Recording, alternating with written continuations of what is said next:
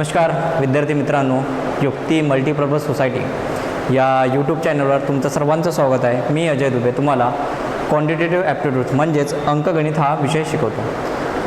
आजच्या या लेक्चरमध्ये आज आपण बघूया पर्सेंटेजवरचे काय कॉन्सेप्ट. ठीक आहे, काल आपण एक कॉन्सेप्ट बघितला होता. कॉन्सेप्ट म्हणजे काय होता, तो काय होता आपला कालचा कॉन्सेप्ट लक्षात आहे?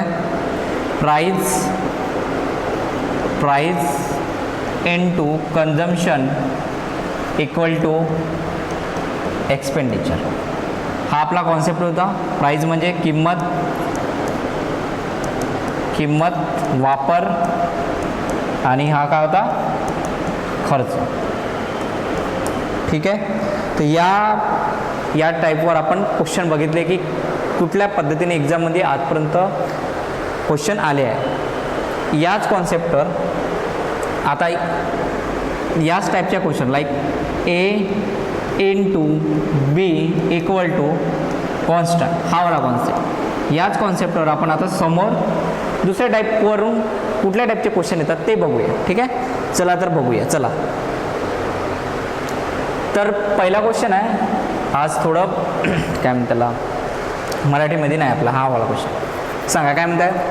प्राइस ऑफ मूवी तिकीट म्हणजे एखाद्या तुम्ही मूवी बघितले. हां, तर काय म्हणते, price of movie ticket in a Z square mall is decreases by 1% but total revenue collection is increases by 1/3% because of seating capacity was increase.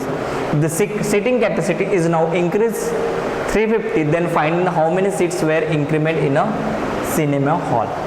ठीक आहे, एका सिनेमा हॉलचा सिनेरिओ दिला आहे. त्या सिनेरिओमध्ये काय म्हणताय की एखाद्या सिनेमा हॉलमध्ये काय असते, सीट असतात. ठीक आहे, हा हॉल आहे आपला, इथे सीट असतात. ठीक आहे, ठीक आहे, तर नंबर ऑफ सीट असेल. नंबर ऑफ सीट, ह्या नंबर ऑफ सीट आहे आपल्याकडे. हा काय नंबर ऑफ सीट आहे. ठीक आहे, आणि एका सीटची प्राईस पण असेल. आपण मूवी बघायला जातो तर पर सीटची आपण प्राईस देतो, 250 रुपये 300 रुपये जे काय असेल ते. ठीक आहे, तर प्राईस पण असेल पर सीटची. ठीक आहे, तर कलेक्शन काय होईल पूर्ण मूवीचा प्राईस, एका सीटची प्राईस आणि नंबर ऑफ सीट. त्या हॉलमध्ये त्या मूवी थिएटरमध्ये किती नंबर ऑफ सीट आहे इंटू काय करू आपण, एका सीटची प्राईस बघूया. तर आपल्याला काय मिळेल की टोटल मूवी थिएटर म्हणलं आपला किती रेव्हेन्यू जनरेट होईल. ठीक आहे, तर आपण फॉर्म्युला आपण म्हणू शकतो नंबर ऑफ सीट इनटू एका सीटची price, price of per seat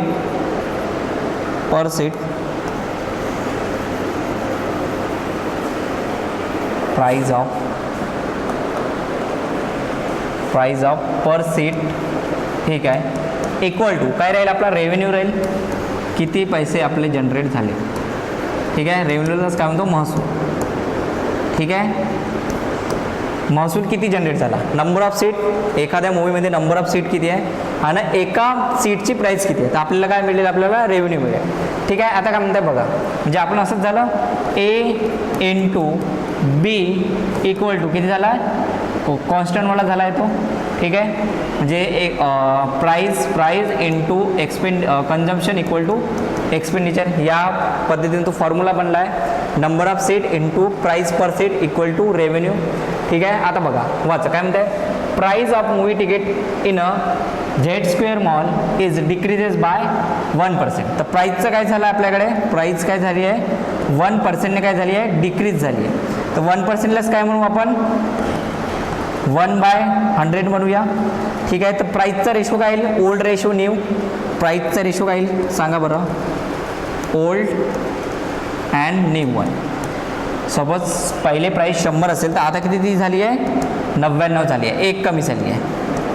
कारण की 100चे 1% किती 1. पहिले 99 प्राईस होते तर प्राईस किती झाली आहे, सॉरी पहिले 100 प्राईस होते आता किती झाले 1% कमी म्हणजे 99 झाले. आता काय म्हणतात, but total revenue collection is increases bye 83 1/3. तर रेव्हेन्यू जो आहे तो काय म्हणताय की वाढला आहे. कितीने वाढला आहे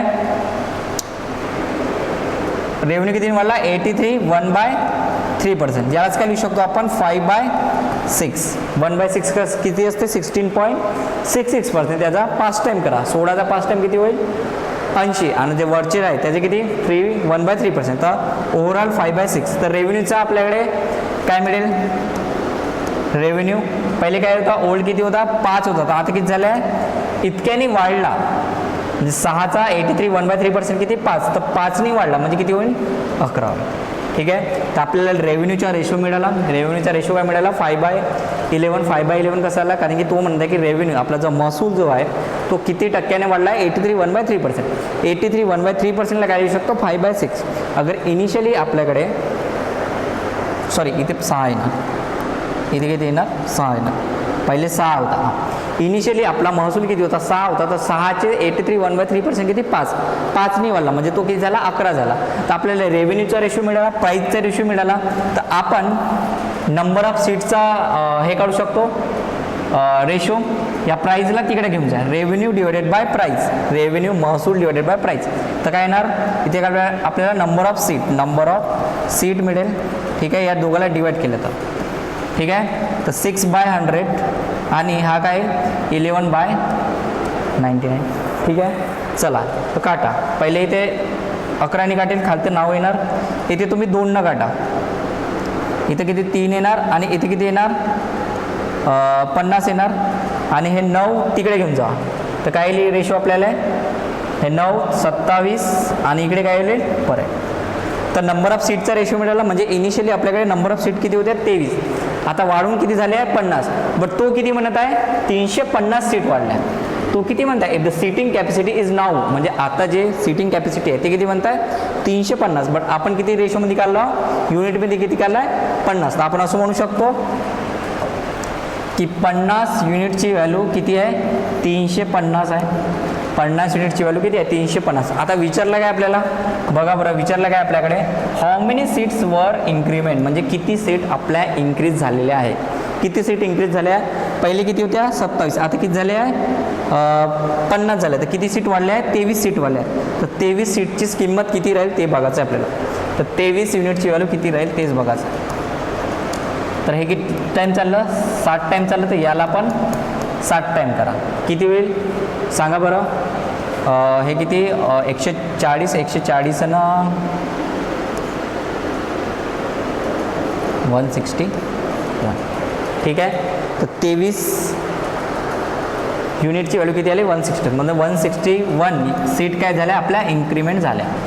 ठीक आहे. कळलं या पद्धतीचे क्वेश्चन काय केलं आहे मी तुम्हाला जो price into consumption equal to expenditure जो फॉर्म्युला आहे त्याच फॉर्म्युला बेसवर हा पण क्वेश्चन आहे. इथे काय फक्त चेंज काय झालं आपल्याकडे प्राईस तर आहे आपली तिथं काय कन्झम्पशन होतं इथे काय नंबर ऑफ सीट आला. तर रेव्हेन्यू म्हणजे एक्सपेंडिचर रेव्हेन्यू किती जनरेट झाला. ठीक आहे. तर आपल्याला काय होतं प्राईसचा रेशो होता की प्राईस काय झाली आपली डिक्रीज झाली 1% यानी की 1/10 1/100. पहिले इनिशियली अगर 100 असेल आपली प्राईस एखाद्या मूवी तिकीटची प्राईस किती होती 100. आता ती किती झाली आहे 99.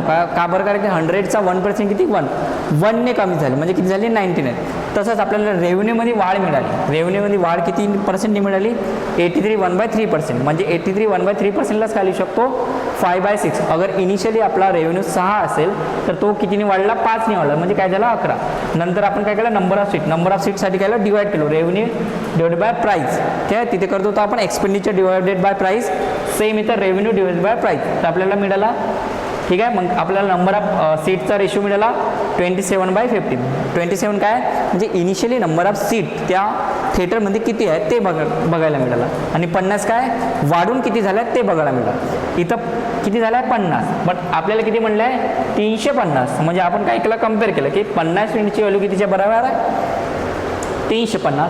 त्याने विचारलं की किती सीट इन्क्रीज झालं. तर किती सीट इन्क्रीज झाल्या 23 युनिट. 23 युनिटची व्हॅल्यू किती 161. ठीक आहे. कळालं या पद्धतीचे क्वेश्चन. ठीक आहे. परत या त्याच लँग्वेजवर दुसरा क्वेश्चन काय म्हणताय when the price of an item was reduced by 35% then its sale was increased by exponentially if there is an increase of 17% in the receipt of the revenue then the value of x.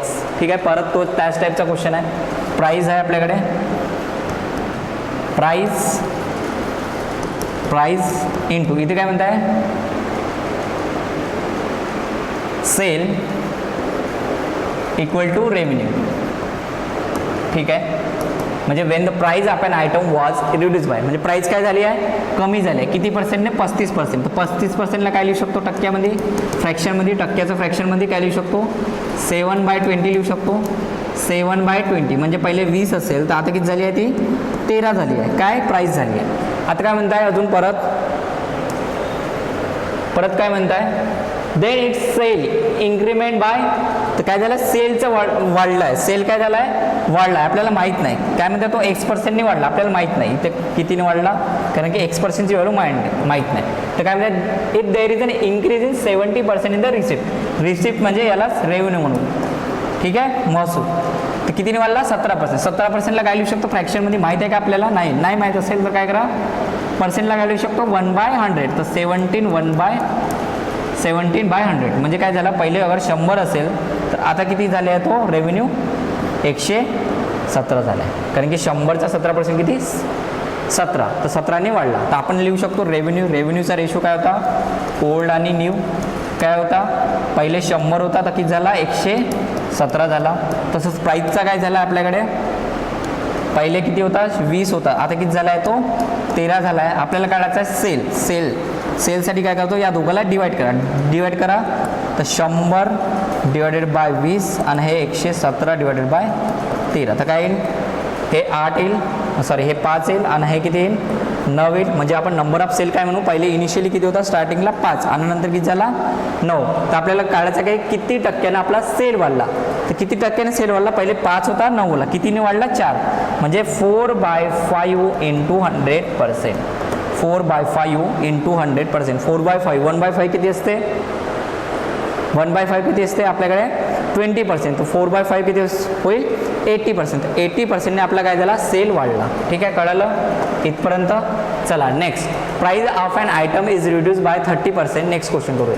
Price of an item is reduce by 30% but the daily sale of the article increase by 35%, the net percentage effect. आता काय विचारलं आपल्याला, price देऊन आहे, price into sales equal to revenue. ठीक आहे, price काय म्हणताय वाढले म्हणताय 30%, तर 30%ला काय लिहू शकतो 3/10 लिहू शकतो. तर पहिले 10 होती, तर आता किती झाली आहे ती 13 झाली आहे. ठीक आहे, अजून काय म्हणताय सेल पण वाढला, किती पर्सेंटने 35, तर 35%ला काय लिहू शकतो 3/20, 7/20 सॉरी, तर 20 होती तर तो किती झाले आहे 27 झाला आहे. ठीक आहे, तर रेव्हेन्यू पहिले इनिशियली किती असेल 10 गुणिला 20 किती 200, आणि इथे किती होणार हे 260 आणि हे किती होणार 91. ठीक आहे, 153 351.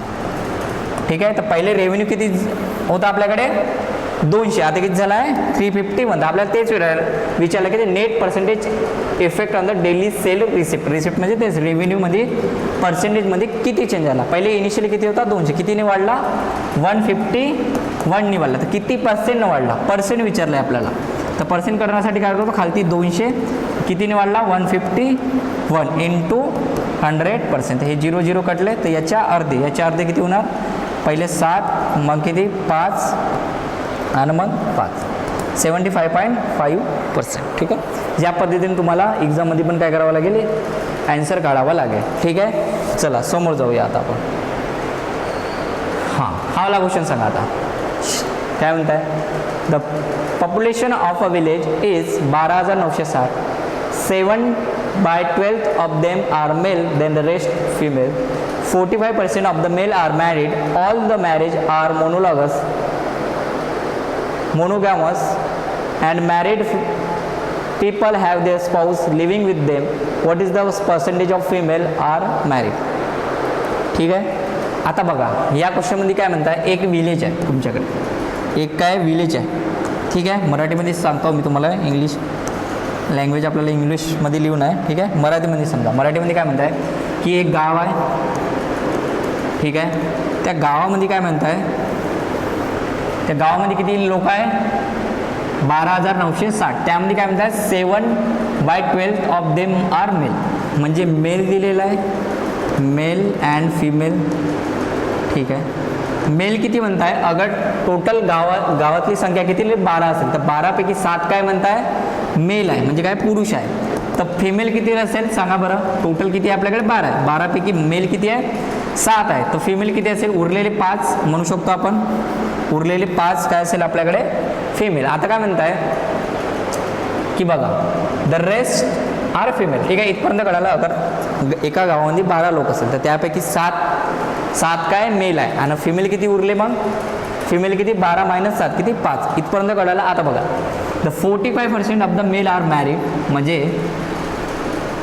45% काय आहे male are married. All marriage are monologous. म्हणजे आता बघा एक मला गोष्ट सांगा तुम्ही, एका गावात जेवढे नंबर ऑफ मेल म्हणजे पुरुष लोक मॅरिड असेल तेवढेच नंबर ऑफ फिमेल पण मॅरिड असेल, ठीक आहे. कारण की इथं काय म्हणताय मोनोगॅमस, म्हणजे एकानं एकच लग्न केलं आहे, 2 पॉलिगॉमी नाही आहे इथं, ठीक आहे. तर जेवढे नंबर ऑफ मेल मॅरिड असेल तेवढेच आपल्याला काय मिळेल नंबर ऑफ फिमेल पण मॅरिड मिळेल. आता बघा आता असं म्हणू शकतो की काय म्हणताय तो की 45% ऑफ द मेल, म्हणजे मेलचा 45% जेवढे मॅरिड हे काय मिळेल married percentage, number of marriage equal to आपल्याला काय मिळेल फिमेलचं पण काय मिळेल मॅरिड पर्सेंटेज मिळेल, X% म्हणून घेऊया.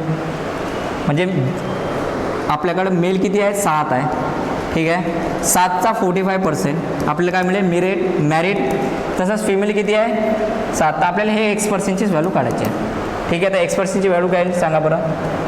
तर 5ला तिकडे घेऊन जा, 45% इंटू 7 डिवायडेड बाय 5. 5नी काटा इथे किती आहे 9 इंटू 7 म्हणजे किती 63%. म्हणजे काय म्हणलं की आपल्याकडे काय म्हणतात 45% मेल, तर फिमेलचे पर्सेंटेज किती राहील आपल्याकडे 63%, ठीक आहे. तर 63% आर मॅरिड. आता काय म्हणताय बस तेच विचार, what is the percentage of female married. तर फिमेल मॅरिड किती आहे 63%. कळलं या टाईपच्या क्वेश्चन, ठीक आहे. कारण की जेवढे नंबर ऑफ मेल मॅरिड असेल तेवढेच नंबर ऑफ फिमेल पण काय असेल मॅरिड असेल. तर आपण काय केलं हे मॅरिडचं पर्सेंटेज आहे. मॅरिड नंबर ऑफ मेल जेवढे, अगर सपोज आता हे किती असेल सपोज 2 असेल तर इथं पण किती असेल 2च राहील, ठीक आहे. जेवढे नंबर ऑफ मेल मॅरिड असेल तेवढेच फिमेल, ठीक आहे. या पद्धतीने याला सॉल्व्ह करायचं आहे आपल्याला. नेक्स्ट सांगा, नेक्स्ट काय म्हणताय. आता बघा a man annual income has increase by 1.2 lakhs but the tax on the income that he has to pay has reduced from 12% to 10%. He now pays the same amount of tax as before. What is his increased income? आता बघा इथं काय म्हणताय बघा, तुमची income आहे, ठीक आहे. इन्कमवर आपण काय देतो टॅक्स देतो. तर आपण टॅक्स देतो. टॅक्स कुठल्या रेटने देतो टॅक्स रेटने देतो. रेट असेल टॅक्स रेट असेल, ठीक आहे. आपण जो इन्कमवर टॅक्स देतो, टॅक्स का कशामध्ये देतो अमाऊंटमध्ये देतो. तो अमाऊंट कसा येतो, हा जो टॅक्स अमाऊंट आहे तो अमाऊंट कसा येतो आपल्याकडे काय राहतो टॅक्स रेट असतो. टॅक्स रेट कशामध्ये असतो पर्सेंटमध्ये असतो. आपल्याकडे इन्कम आहे म्हणजे आपली सॅलरी आल्यानंतर आपल्याला काय करतो टॅक्स त्यातून करतो. तो टॅक्स कशाच्या हिशोबाने करतो आपल्याकडे टॅक्स रेट देऊन आहे 5% म्हणा 2% म्हणा ज्या पद्धतीनं. तर आपल्याला काय मिळेल अमाऊंट मिळेल. लाईक आता तुम्ही 100 रुपये कमवले 100 रुपये कमवतो त्या म्हणेल की गव्हर्नमेंट काय म्हणेल की 2% टॅक्स था. म्हणजे तुम्ही किती 100चा 2% किती 2 रुपये. तर 2 रुपये काय दिले तुम्ही टॅक्स दिले. 2 रुपये काय दिले टॅक्स दिले. आता सपोज तुमची इन्कम अगर 200 रुपये असेल आणि तुम्ही म्हणाल की गव्हर्नमेंटला 2% टॅक्स देतो. गव्हर्नमेंट काय म्हणते की 2% टॅक्स घेतो तुमच्या सॅलरी किती आहे तुमची 200. तर टॅक्स किती जाईल गव्हर्नमेंटला 4 रुपये टॅक्स जाईल. हा रुपीमध्ये झाला. तुम्ही अगर सपोज दिवसाचे 200 रुपये कमवत असेल आणि गव्हर्नमेंट काय म्हणते की तुम्ही तुमच्या इन्कमचा किती 2% हा भाग टॅक्समध्ये जाईल. तर 200चा 2% किती 4. तर 4 रुपये कोणाला जाईल गव्हर्नमेंटला. ठीक आहे. इथं टॅक्स रेट अलग आहे आणि अमाऊंट काय इथे अलग आहे. ठीक आहे समजलं इथपर्यंत गोष्ट. आता समोर जाऊया.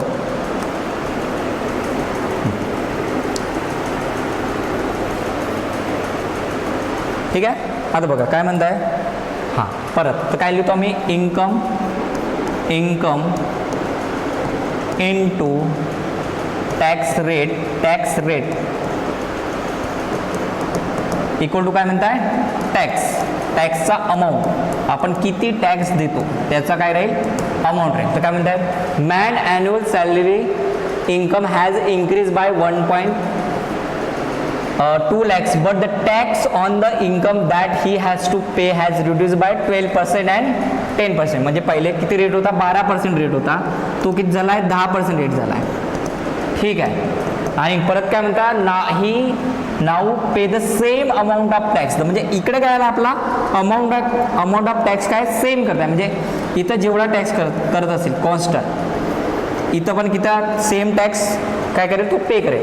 म्हणजे पहिले 12% रेट ऑफ काय होतं, टॅक्स रेट होता, तो काय अमाऊंट काय करेल, तो टॅक्स अमाऊंट पे करेल. आता किती झाला आहे, 10%. तर आता पण काय इतकाच अमाऊंट काय करेल, तो काय करेल, पे करेल. तर आपल्याला काय करायचं आहे, तो इक्वेशन मिळालं आपल्याला, price into consumption equal to expenditure. इथं एक्सपेंडिचरचं काय, टॅक्स अमाऊंट. तर टॅक्स अमाऊंट काय झाला आपला, कॉन्स्टंट झाला. म्हणजे आपण काय करत होतो की प्राईसचा जो रेशो आहे त्याच्या उलटा रेशो कसा चालू, कन्झम्पशनचा. इथं टॅक्सचा रेशो काय आहे, 6:5 आहे दोन्ही काढल्यानंतर. मग इन्कमचा रेशो काय येईल, 5:6 आहे. इन्कमचा रेशो काय उलटा येईल, कारण की आपला अमाऊंट ऑफ टॅक्स काय म्हणतो तो सेम. पहिलं जेवढा जो अमाऊंट पे करत होता, लाईक 100 रुपये पे करत होता, तो आता पण किती करत आहे, 100. म्हणजे टॅक्स अमाऊंट काय सेम आहे, फक्त चेंज काय झाला, टॅक्स रेट चेंज झाला, कारण की इन्कम पण त्याची काय झाली, चेंज झाली आहे. तर टॅक्स रेट ज्या पद्धतीने चेंज होतो त्याच्या उलटा काय होतो, इन्कम. आता काय म्हणताय, म्हणजे पहिलं इन्कम 5 होती, तर आता किती झाले, 6. कितीने वाढली, 1. बरं तो कितीने म्हणताय, 1.2 lakhs. म्हणजे एका युनिटची व्हॅल्यू किती आली आपली, 1.2 lakhs. ठीक आहे. 5 ची 6 झाली ना त्याची इन्कम, एका युनिटने वाढली, तर एका युनिटची व्हॅल्यू किती आली, 1.2 lakhs. विचारलं काय आपल्याला, what is the increase income, म्हणजे वाढलेली इन्कम किती आहे, वाढली किती, 6. तर 6 युनिटची व्हॅल्यू किती, हे किती टाईम 1.2. तर याला पण 1.2 ने मल्टिप्लाय करा. 1.2 म्हणजे 7.2 lakhs. तर त्याची सॅलरी किती होती, 7.2 lakhs. या पद्धतीने तुम्हाला एक्झाममध्ये पण सॉल्व करायचं आहे. ठीक आहे. सेम कॉन्सेप्ट आहे, price into consumption equal to expenditure. फक्त कधी कधी चेंज होणार, काय व्हेरिएबल चेंज होणार. कुठलं आता इथं काय आलं, इन्कम आलं, टॅक्स रेट आला, टॅक्स अमाऊंट झाला, हे या पद्धतीनेच तुम्हाला. आणि मी सिक्वेन्स वाईज घेत आहोत, तर तुम्हाला ते कन्फ्युजन नाही होणार. ठीक आहे. तर चला समोर जाऊया आता आपण. हां, आता हे 3-4 क्वेश्चन आहे, हे थोडे नवीन कॉन्सेप्टवर आहे. ठीक आहे. हे कळालं तुम्हाला, A into B equal to constant, या पद्धतीचे क्वेश्चन कळाले. हे पण थोडे त्या सिमिलर टाईपचेच क्वेश्चन आहे, बट थोडे वेगळे. आता बघा वाचा काय म्हणताय, a fresh food contains 68% of water and dry food contain 20% of water. How much dry food can be obtain from the 100 kg of fresh fruits. ठीक आहे. कळालं का क्वेश्चन काय म्हणताय. ठीक आहे. हे काय आहे,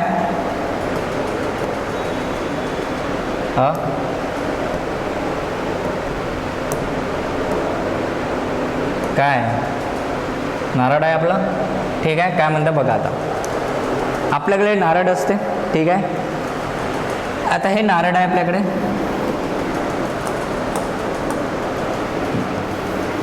एवढं नारळ आहे. हे नारळ कशाने आहे, आता यात काय काय आहे, आपल्या मटेरियल काय आहे, यात मटेरियल काय, या नारळमध्ये मटेरियल काय, नारळमध्ये मटेरियल काय असते, एक पाणी असते म्हणजे वॉटर असते. ठीक आहे. आणि दुसरं काय असते, पल्प असते. ठीक आहे.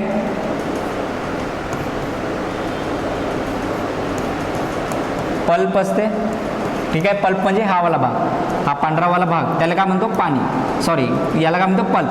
हे जो पांढरावाला भाग असतो त्याला काय म्हणतो पल्प, आणि जो पाणी असतो त्याला म्हणतो पाणीच म्हणतो आपण. ठीक आहे. ठीक आहे. तर एक नारळ आहे, नारळमध्ये काय असते आपल्याकडे, पाणी असते, आणि दुसरा पार्ट काय असतो, पल्प असतो. आता काय बघा, आपण जेव्हा ओलावाला घेतो, ओलावाला फ्रेश फूड, तर त्यामध्ये काय म्हणताय की 68% काय म्हणताय वॉटर असेल. आपण जेव्हा ओलावाला नारळ घेतो त्यामध्ये काय असते, पाणी असते, आणि सुकं वाढल्यानंतर ते काय पाणी काय जाते, निघून जाते. तर आपल्याकडे काय राहतो, फक्त पल्प राहतो. ठीक आहे. आता बघा 2 केस बघा. ठीक आहे. म्हणजे हे नारळ आहे, या नारळमध्ये काय असेल, 2 भाग असेल. आता फ्रेश फ्रेश फूडमध्ये काय म्हणताय 68% काय म्हणताय वॉटर म्हणताय, 68% काय म्हणताय वॉटर. तर पल्प किती राहील सांगा बरं मला. 68% वॉटर असेल तर पल्प किती काउंट राहील, उरला किती 32%. ठीक आहे. आता जो फ्रेश फ्रूट होता त्यामध्ये जेवढी क्वांटिटी पल्पची आहे तेवढीच ड्राय फ्रूटमध्ये पण काय राहील पल्पची क्वांटिटी सेम राहील. काय म्हणतो आम्ही, जेवढी फ्रेश फ्रूट म्हणजे जो ओला जो नारळ आहे त्यामध्ये जेवढी पल्पची क्वांटिटी राहील. ठीक आहे. आता सपोज हा नारळ आहे, ह्या नारळाची वजन असेल सपोज हा 100 ग्राम, तर यामध्ये सपोज काय असेल की 10 ग्राम काय असेल पल्प असेल. पल्प म्हणजे हा पांढरावाला भाग आणि 90 ग्राम काय असेल पाणी असेल. ठीक आहे. हे काय ओलंवाला, ओलं म्हणजे फ्रेश फूड. ठीक आहे. आता काय झालं की हे नारळ सुकलं तर काय झालं याचं वेट कमी झालं. किती झालं आहे वेट आता माहीत नाही की सपोज 60 झालं वेट, कारण की नारळ सुकल्यानंतर वेट कमी होणार पाणी चाललं गेलं. बट हे पल्प जे आहे पल्पची क्वांटिटी सेम राहील. आता पण इथे किती राहील 100 ग्रामच राहील. ठीक आहे. कारण की वॉटर काय झालं उडालं. आता वॉटर किती उडालं हे किती झालं होतं 60 झालं होतं ना. वॉटर किती राहील 50 ग्राम. ठीक आहे. तर वॉटर किती रिमूव्ह झालं, पहिले 90 होतं आता किती झालं 50, म्हणजे 40 ग्राम वॉटर काय झालं आपलं उडून गेलं. ठीक आहे. तेच याच पद्धतीनं आपण याला टॅकल करू. तर चला, तर पल्पची क्वांटिटी काय राहील आपली हमेशा सेम. काय म्हणतो आम्ही पल्पची क्वांटिटी काय राहील ऑलवेज सेम. तर बघा आता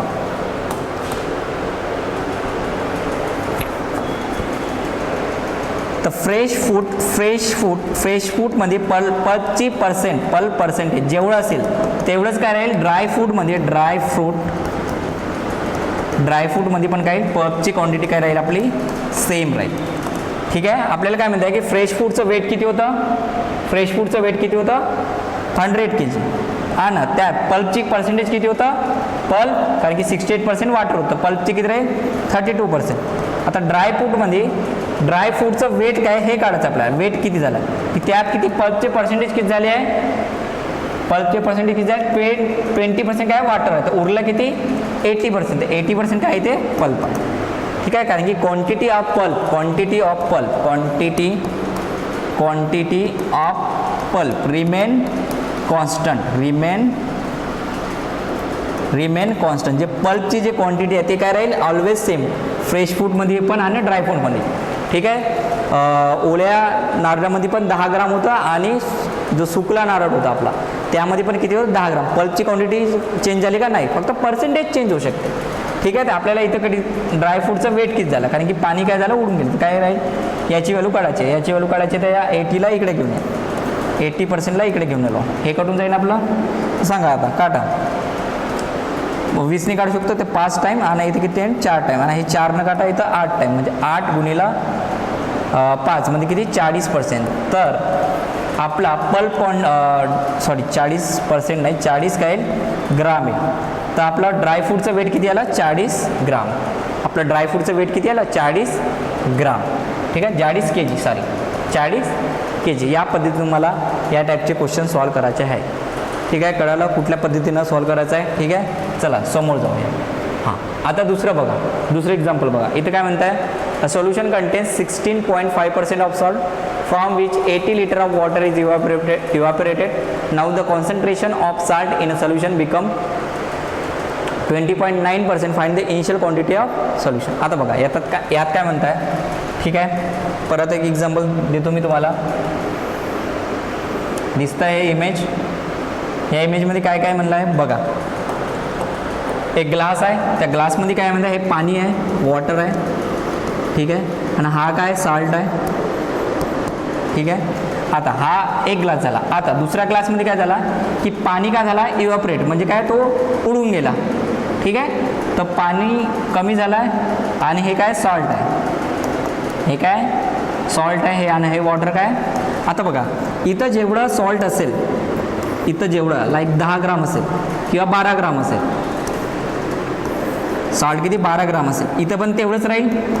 फक्त पाण्याचं काय झालं आहे आपला पाणी काय उडून गेलं. आता सपोज इथं पाणी असेल 2 लिटर, तर इथे किती 1 लिटर उडून गेलं, तर किती राहिलं 1 लिटर. बट सॉल्टची जे क्वांटिटी आहे, जे नमकची जी क्वांटिटी आहे ते इथं जेवढं असेल तेवढंच इथं पण असेल. आपण असं म्हणू शकतो की एक सोल्युशन आहे. सोल्युशन म्हणजे काय असते, मिक्सचर्स ऑफ 2 पार्टिकल, ठीक आहे, वॉटर अँड सॉल्ट. सोल्युशनमध्ये काय म्हणताय, percentage of salt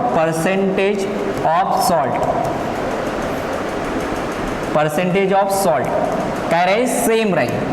percentage of salt equal काय, सॉल्टची क्वांटिटी काय राहील आपल्याकडे, सेम. ठीक आहे, सॉल्टची क्वांटिटी सेम राहील दोन्ही केसमध्ये. इथं पण 12 ग्राम असेल तर तिथं पण 12 ग्राम, फक्त उडालं काय आपलं, पाणी उडालं.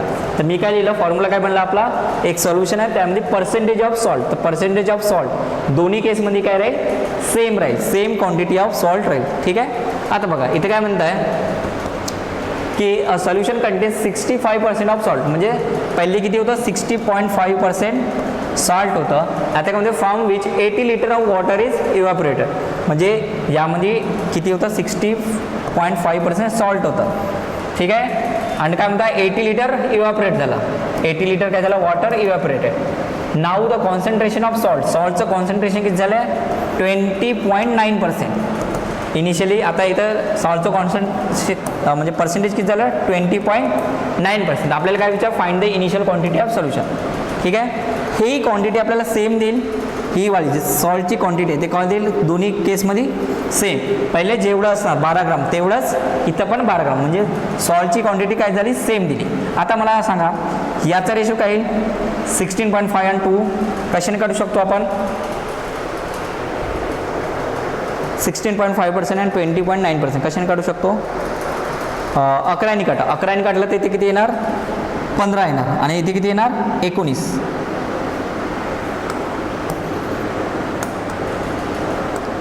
15 आणि इथे किती येणार, 19. तर रेशो मिळाला, पहिले 15% होता, आता 19. तर याचं काय येणार, सोल्युशनची क्वांटिटी काय येणार, रिव्हर्स होणार. तर 19:15. ठीक आहे. Price into consumption equal to expenditure आपला सेम आहे, कन्झम्पशनचा रेशो दिला होता, तर आपल्याला काय मिळाला, प्राईसचा रेशो मिळाला. इथपर्यंत मिळाला. म्हणजे पहिलं 19 लिटर वॉटर सोल्युशन असेल, त्यामधून किती लिटर गायब झाला, 4 लिटर, उरलं किती, 15. बट आपल्या 4 लिटर गायब झाला का, नाही, 18 लिटर. म्हणजे आपण असं म्हणू शकतो की 4 युनिटची व्हॅल्यू 4 युनिटची व्हॅल्यू कितीच्या बरोबर आहे, 18 लिटर. आपल्याला विचारलं काय आपल्याला, फाइंड द इनिशियल क्वांटिटी. म्हणजे पहिल्याचं सोल्युशन किती होतं, पहिलं किती होतं, पहिली किती होते आपल्याकडे, 19. तर 19 युनिटची व्हॅल्यू, तर 18 गुणिला 19 डिवायडेड बाय 4. ठीक आहे. तर हे काटा, पहिले 2, इथे 9 आणि इथे किती येणार, 2 येणार. 19 गुणिला 9 किती होते, 171. 171चे अर्धे करा, पहिले किती 8 टाइम झाले, 85.5 लिटर. म्हणजे आपल्याकडे आता किती, इनिशियली किती लिटर होतं आपल्याकडे सोल्युशन, 85.5 लिटर. त्यामधून 18 लिटर काय झाला, इव्हॅपोरेटेड झाला. आपल्याला नेक्स्ट अमाऊंट पण विचारेल की फायनल सोल्युशन किती लिटरचं होतं, ते पण विचारू शकते. ठीक आहे, कळालं. या पद्धतीने तुम्हाला क्वेश्चन एक्झाममध्ये येतात. हे एक्झाममध्येच आलेले क्वेश्चन आहेत. तुम्हाला सिक्वेन्स मॅनरनं मी येतो. हा फॉर्म्युला लक्षात ठेवायचं. हा वाला फॉर्म्युला झाला, लास्ट क्वेश्चन इथं काय होतं आपला, हा वाला फॉर्म्युला झाला. क्वांटिटी, पल्पची क्वांटिटी काय होती आपली, सेम होती, घेतला आहे मी. ठीक आहे. चला समोर जाऊया आपण. हां, इथे काय म्हणतात, there is 26.4% sugar in the 28 litre of solution of the sugar and water. After boiling 6 litre of water get evaporated from it, then the percent of salt sugar in the solution. परत त्याच टाईपचा question आहे. Image मी हे करतो.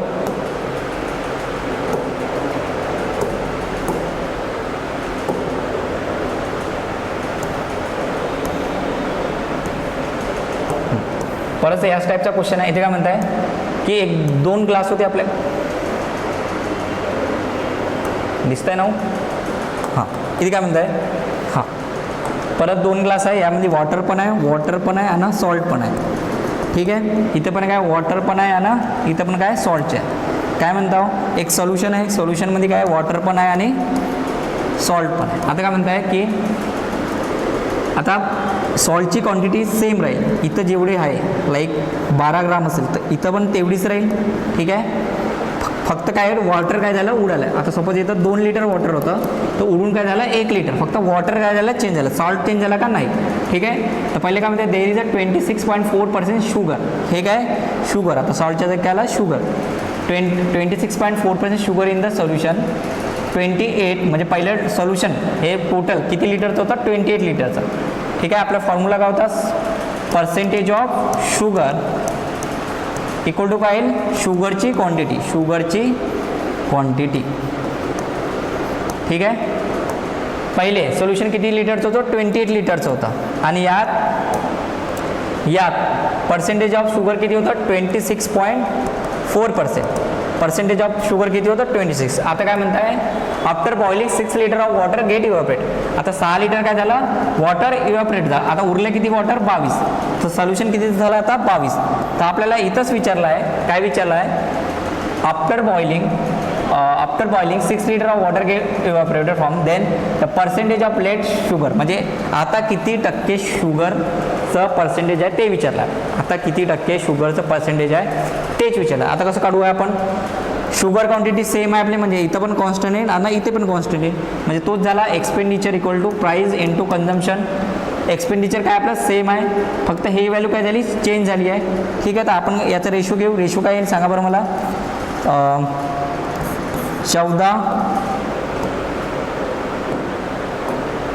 14 ratio दोन्ही गटा 14 ratio 11 असं म्हणू शकतो. सोल्युशन तर याचं काय उलटा होणार 11 रेशो 14 होणार. ठीक आहे. याचा रेशो काय उलटा होणार. तर आपण असं म्हणू शकतो की 11 युनिटची व्हॅल्यू 11 युनिटची व्हॅल्यू कितीच्या बरोबर आहे 26.4%. आता किती झालं आहे 14. तर 14 युनिटची व्हॅल्यू किती होईल हेच काढायचं आहे आपल्याला. ठीक आहे. कारण की सोल्युशनचा रेशो काय आला 14 रेशो 11 तर त्याचा काय उलटा होणार 11 रेशो 14. ठीक आहे. उलटं त्याचा. ठीक आहे. सांगा तर 11 युनिटची व्हॅल्यू किती आहे 26.4%. तर 14 युनिटची व्हॅल्यू किती तर 26.4% इंटू 14 डिवायडेड बाय 11. तर 11 काटा पहिले 2 टाईम जाईल 2.4 येईल 2.4% 2.4% इंटू 14. तर 14 मल्टिप्लाय करा 14 इंटू 4 6 5 कॅरी आणि हे किती 28 प्लस 5 28 प्लस 33 तर 33.6%. नंतरच्या पाणी उडाल्यानंतर तर पर्सेंटेज ऑफ शुगर किती झाला 33.6%. ठीक आहे. हेच आपल्याला काढायचं होतं. ठीक आहे. की इव्हॅपोरेट केल्यानंतर त्या ग्लासला तर पर्सेंटेज ऑफ शुगर किती होतं किती झालं आहे तेच काढायचं होतं. पहिले किती होतं 26.4%. आता किती झालं आहे 33.6%. तर या पद्धतीने तुम्हाला एक्झाममध्ये यावर क्वेश्चन मिळेल ना. याच पद्धतीने तुम्हाला सॉल्व करायचं आहे. प्रॉपर वेने लिहून घ्या. मी थोडं किचकट लिहिलेलं आहे पण तुम्ही नोट्स काढताना प्रॉपर वेने लिहून घ्या. ठीक आहे. मी बोलतो तेच लिहा. ठीक आहे. इथं थोडं मी हँडरायटिंग पण छान नाही काढली आहे. ठीक आहे. तुम्हाला प्रॉपर वेनं लिहायचं आहे मराठीमध्ये आणि इंग्लिशमध्ये. ठीक आहे. तर आजचं लेक्चर आपण इथेच थांबूया. जय हिंद जय महाराष्ट्र.